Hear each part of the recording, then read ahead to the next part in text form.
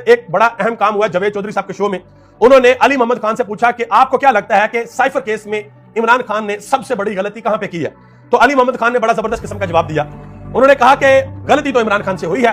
इमरान खान ने तो स्टैंड ले लिया अपनी कौम और मिल्लत की गैरत की खातिर। शायद इमरान खान को वो स्टैंड नहीं लेना चाहिए था।